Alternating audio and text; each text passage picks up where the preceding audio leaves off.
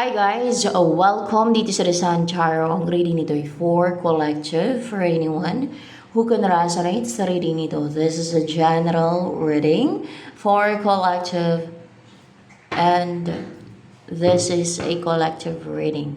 Para clear, collective reading ito or yung tinatawag na all signs. All signs reading. Reading for all signs.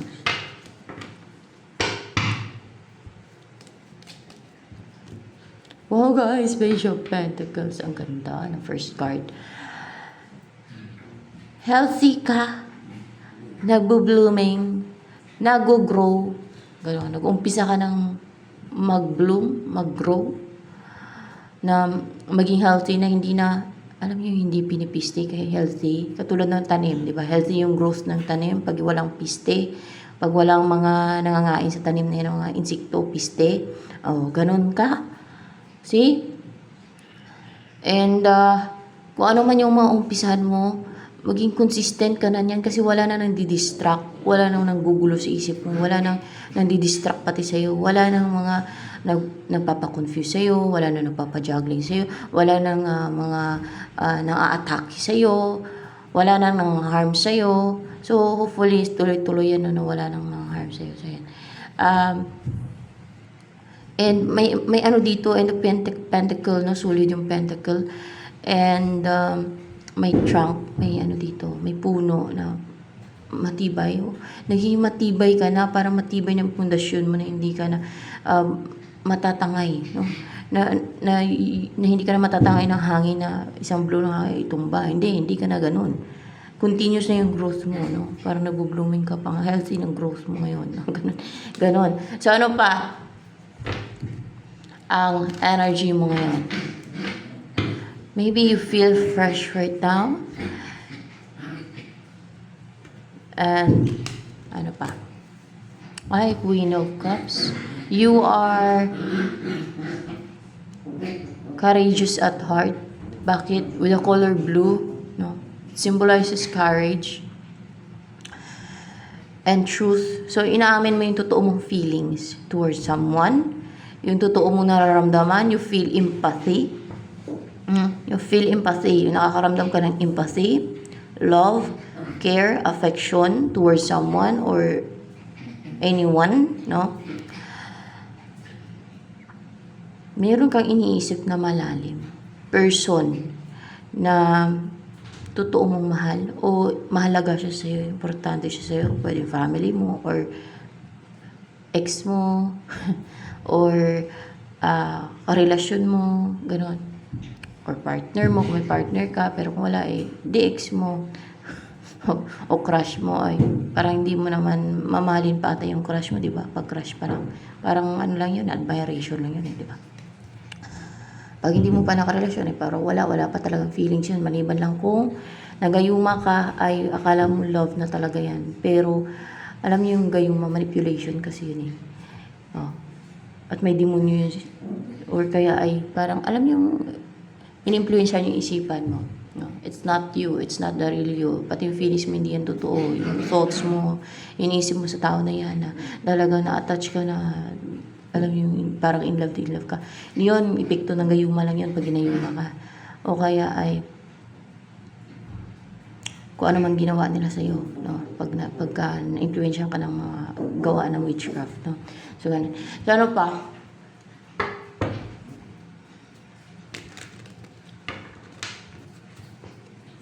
Unlike sa nakarelasyon mo talaga or karelasyon mo na there's feelings na talaga na nabuo, na na-develop, na alam niyo meron na talaga attachment, real attachment or feelings, no? Ikaw man or both of you, ng person mo, di ba? Ganun na eh.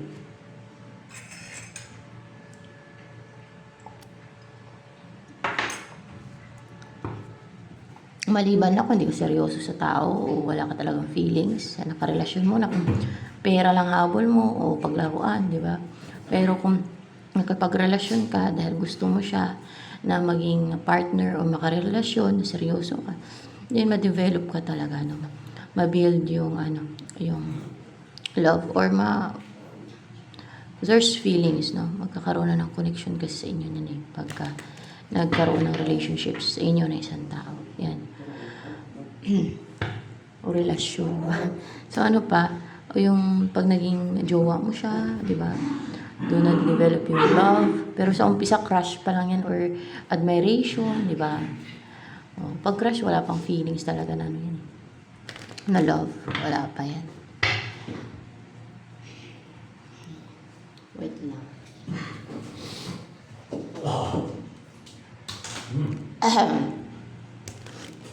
Ano ang darating sa'yo when it comes sa love life mo? O sino ang darating sa'yo when it comes sa love life mo? Si Knight of Pentacles. Hardworking, reliable, patient person, and matyaga to. Patient na eh, mahaba yung pasensya niya. Sa ginagawa niya, magkukomit to yung mga ganitong energy at willing na maging loyal. Kaya seryoso to. Itong mga to. Sa relationship. O pag nag-offer to sa'yo ng cup of love or kung ano man yung offer niya sa'yo, relationship, ganyan. Seryoso siya. Walang halong biro. O hindi niya balak na maglaro. Yan. You can rely sa kanya. Sa person na to. Na ang intention niya talaga ay maging relasyon ka at hindi paglaruan ka. At ang maging long term ang relationship ninyo. So, ganun.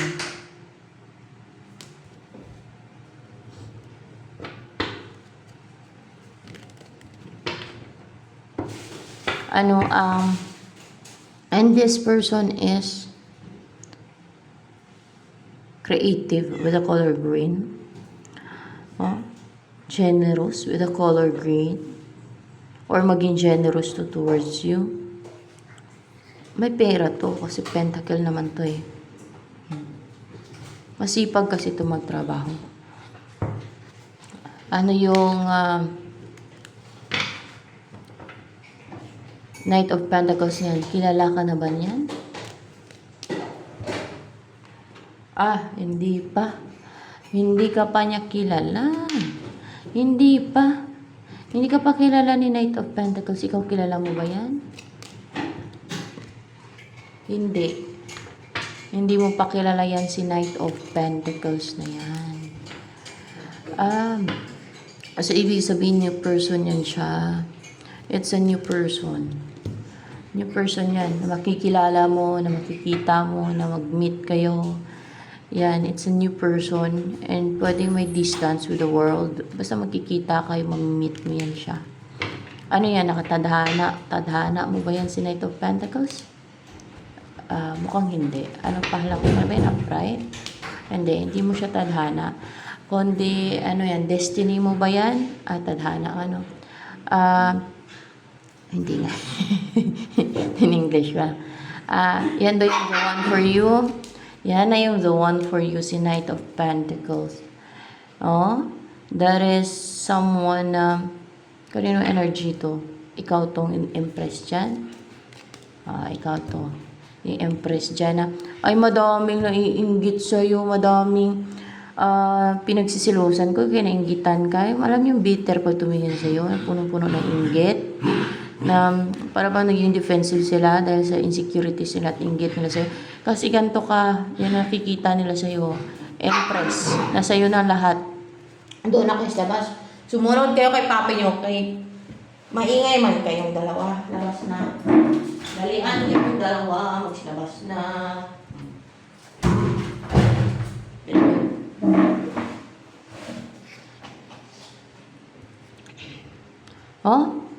Madaming bitter, madaming naiinggit sa iyo dahil natural yung kagandahan mo kung babae ka, kung lalaki ka, natural yung kapugian mo, ganun. Kasi collective reading ito guys eh. So babae o lalaki dito ha, kasi collective reading eh, di ba? All signs.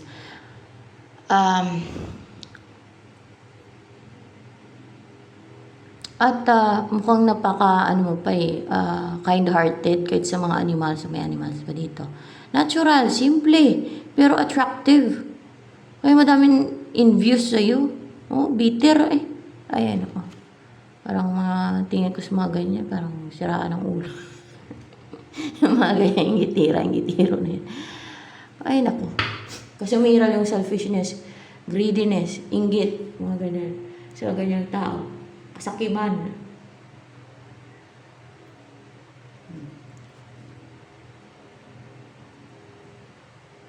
Masama nga yung mainggit, di ba? Pero iba gusto nila tolerate. Ay natural daw yan sa tao. Ba? Hindi tama yun. At yung mga nangaharm, gagawa ng scheme, deceit dahil sa inggit, abang.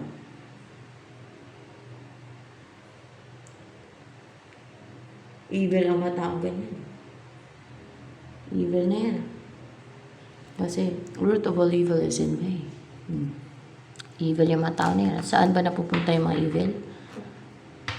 Alam nyo na, afterlife, yung mga evil. Kaya dapat maging patas. Yun ang maging fair. Yun na guys si Jesus Christ dito. Yun ang isa niyang sinabi dito sa mga viewers, di ba? Yung pinarating sa mga viewers, maging fair, maging patas. So yung mga harm ka dahil sa inggit mo, sa insecurities mo na mas maganda yung isang tao na yan sa'yo. No, sa mga ganong klase ng tao ha. O mas mayaman, o mas angat, no? Tapos gawan mo ng scheme, deceit, o witchcraft, o kung ano man ipakulam dahil ganon. Aboy. Evil ka noon, pagka ganon. Hindi ka patas. Lahat ng creation ng God, lahat ng tao ay iba-iba talaga. So, walang pareho. Nasa tao na yung acceptance sa kung ano ka. Diba? Kung ano yung mukha mo, you have to appreciate it. You have to be contented and be grateful for what you have. Ganun lang yun. Yung God din, no? Kapon din. Kapon na to nag-ano yun eh. Kapon nag-guide yun. Baka sabihin sa akin, feeling nga, yun ang sinasabi dyan eh. Sila nag-guide eh. Iba pa naman pag nainggit, sabi niya, feeling. Feeling. Feeling na kung feeling sa paningin nila. Basta yun ang lumalabas dyan, no? Na maging patas daw sa lahat ng viewers yun ang pinaparating niya. Maging patas. Huwag maging unfair. So yung manghalit ka, mangharm ka, yung gagawa ka ng deceit, schemes, witchcraft, sa relationship ng iba at sa iba, sa mga ganun ha, yung ginagawa nila, ay nagiging unfair ka. Evil, injustice, yung ginagawa. Ay, hindi kasalanan ng isang tao kung tingin mo mas angat siya sa'yo.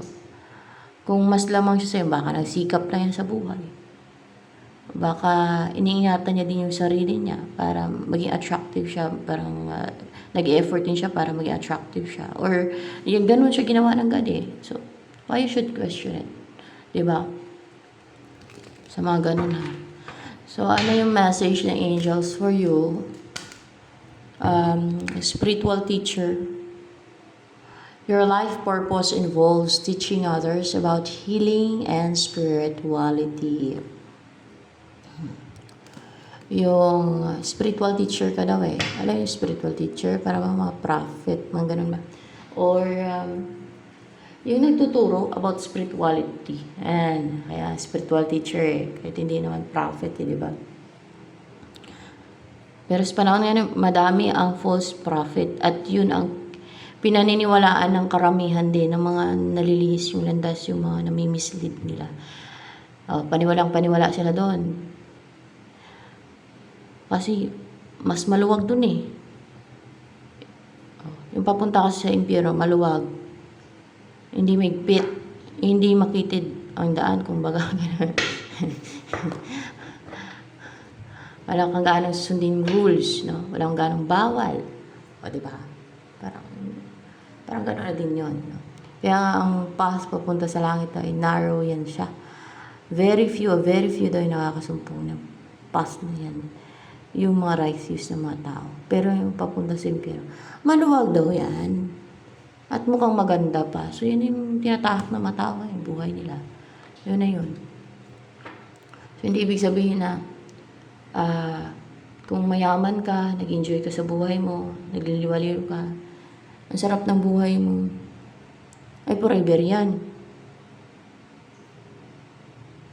Ngayon, kung nakalimutan mo yung yung magsimba sa Diyos, kahit na yung lang, yung manalangin, yung alam mo, pahalagahan yung spirituality nyo, yung maging maka-Diyos, o yung kumbaga, yun na yung pinagtuunan ng pansin ng mga nag-enjoy sa buhay, yung kanilang, yung sa yung material, mga ganyan, ay hindi sila masisave niyan. Yun daw yun o, diba?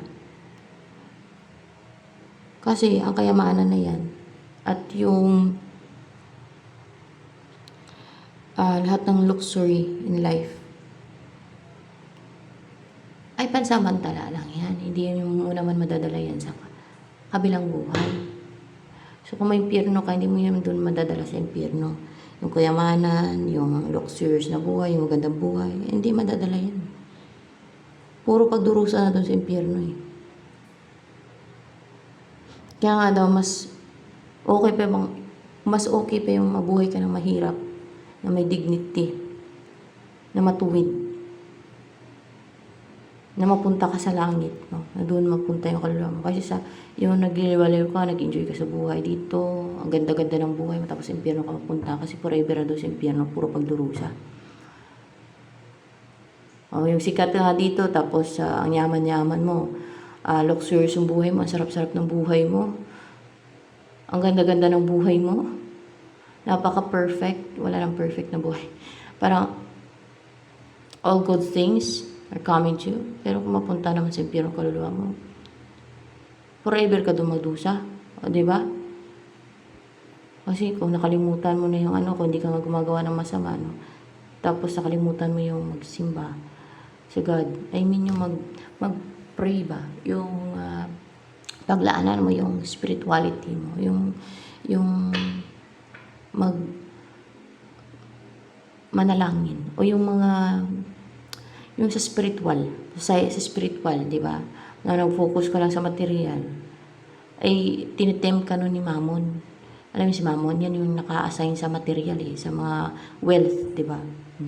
Na para maging busy ka, doon ka na mag-focus sa material. So, yan. Yan naman yung topic natin sa material. Yan naman yung topic ngayon, angels. Material, no? Yung mga naano sa material. Kaya that's why, ayan yung sila nagka-guide yan So, yan. So, be thankful na lang, no? At ginaguide din kayo para hindi kayo mapunta sa impyerno. So, ganun. Yan yung mga isa pa sa makapapunta sa tao sa impyerno din di ba? So, ayan. Yan ang topic ngayon. Yun ang kanilang guide ngayon.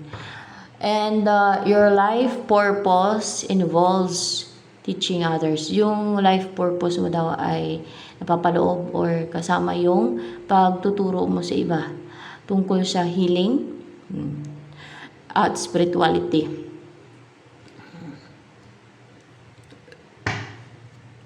So, ayan.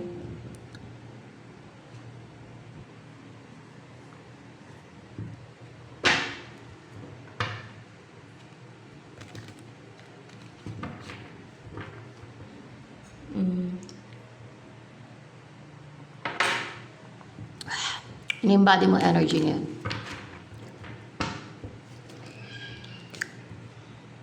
Ayan po guys. Ready ka na. Parang seryoso ka na. Ready. Capable. You're strong na. Makikita yun sa aura mo na. Strong.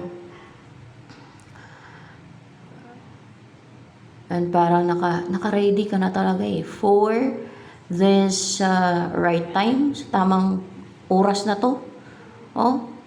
May tamang oras, may oras nakaset na to na sa tamang oras. Parang ganun. Ano yung tamang oras na yan? Ano ba itong tamang oras? Yan yung tinakda sa'yo. Hindi yan. Hindi. Destiny mo, tinadhana sa'yo. Tinadhana. Tinadhana. Iba yung nakatakda sa tinadhana. Kasi sa English, sa ano pala niya, translate mo. Sa English, yung nakatakda ay set, appointed, mga ganon. Search nyo sa Google, sinearch ko kaya akala ko dati isa lang yan eh, paro lang. Pero magkaiba.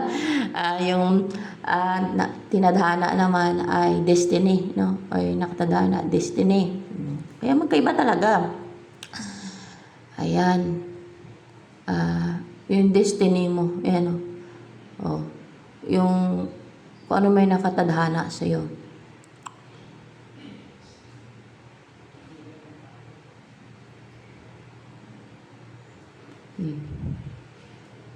Destiny.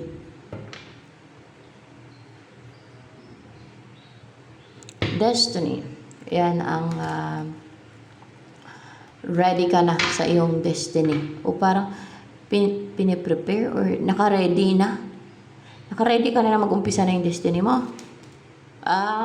Naka-ready ka na mag-umpisa na yung destiny mo at mukhang there is a union possible na mangyayari sa destiny mo.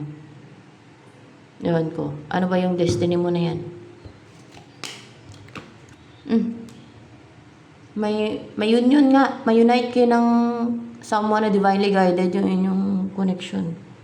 It's divinely guided kasi destiny. No one could question it na tao.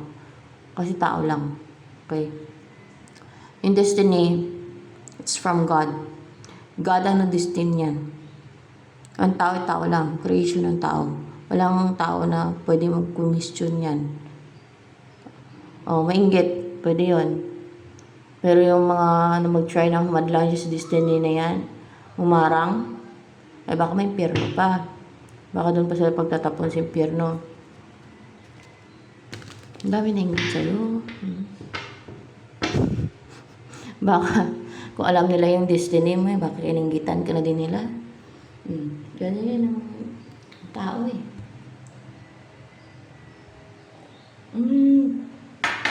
Ganyan ang iba. Di lang.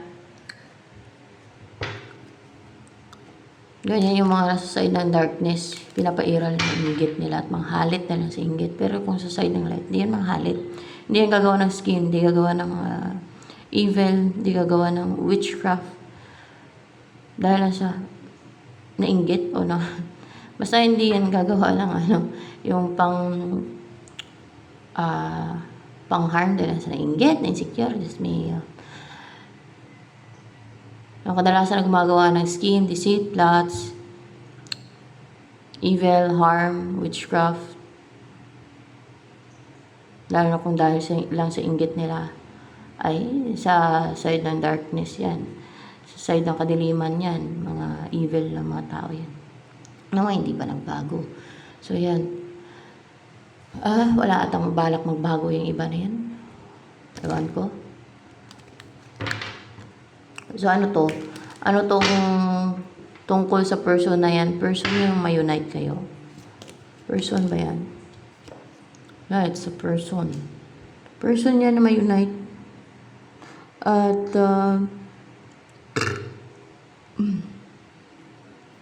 ito ba yung kanyang energy ng person na yan na ma-unite kayo? Yan nga. Yan ang kanyang energy. Parang full of strength kasi dragon eh, di ba? Malakas yan. Pwedeng mayaman to, color green, abundant yung buhay niya kasi color green, no? Very generous na person. Talagang may growth sa kanyang finances. Nag-grow, no? Patuloy, continuous na nag-grow yung income niya o yung kanyang kinikita. Wealthy, no? Wealthy. Alam niyo yung wood dragon, pagdating sa mga Chinese, na yan, feng shui. Maswerte daw yun sa, sa pera. Basta color green daw, maswerte daw yun sa pera, di ba? There's growth, para sumisimbolo kasi ng growth yan, wealth, money, abundance, yung green. So, ibig sabihin, baka mapera tong person mo na to. O mayaman, abundant yung buhay, At full of strength yan kasi dragon, powerful, strong, creative. Baka kumikita yun dahil sa kanyang creativity, pwede din ganon. Sa pagiging creative niya, dyan sa kumikita ng malaking pera, na continuously, na continuous, ganun.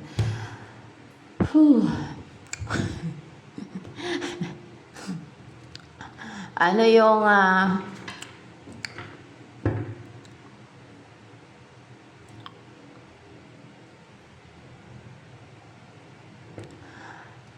feelings? Ay, teka nga.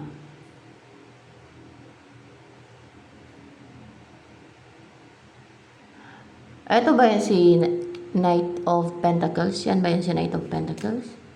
Yung darating sa'yo na destiny mo, na ma-unite kayo? Yan ba yan? Yan pala yung magkakaroon ng union sa inyo, si Knight of Pentacles.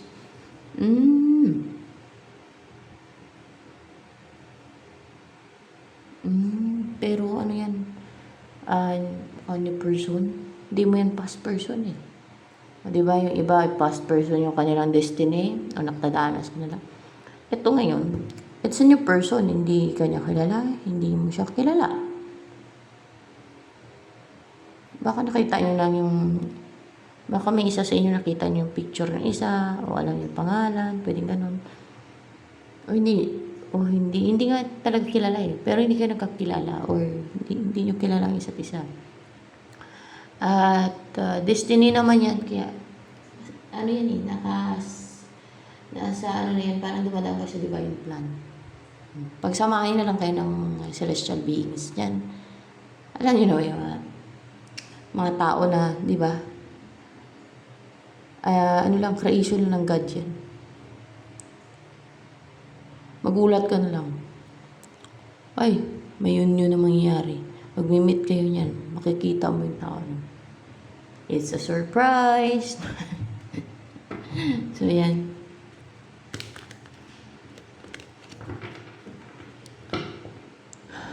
Madami ba na in love sa'yo?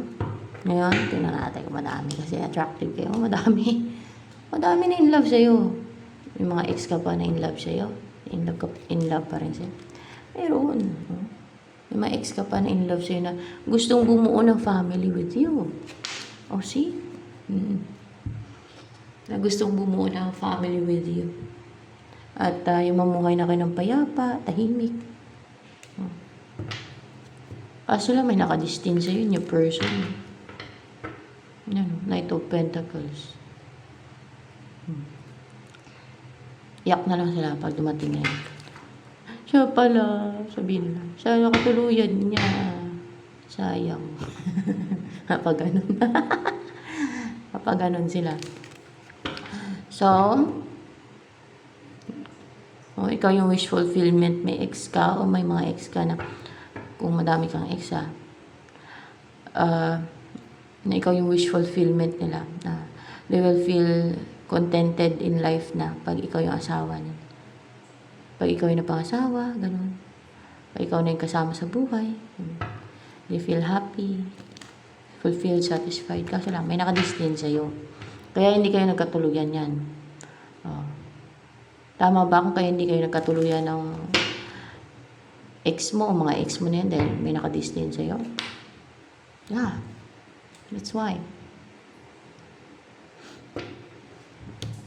So, ano ang messages ng ex mo na yun? Isa sa ex mo na gusto kang mapakasawa. Anong messages yun sa'yo? Kikilos daw siya. Magte-take siya ng action. Ano yun? Tinali siya ng celestial beings? Hindi naman. Stagnant kasi yung connection niya. Kasi hindi naman kayo para sa isa't isa eh. O hindi siya nag-take ng action. Parang papetiks-petiks lang. Ganun. Pero yun nga lang. No chance na siya sa'yo. Kasi may nakadestin sa'yo. Kikilos daw siya o magte-take siya ng action.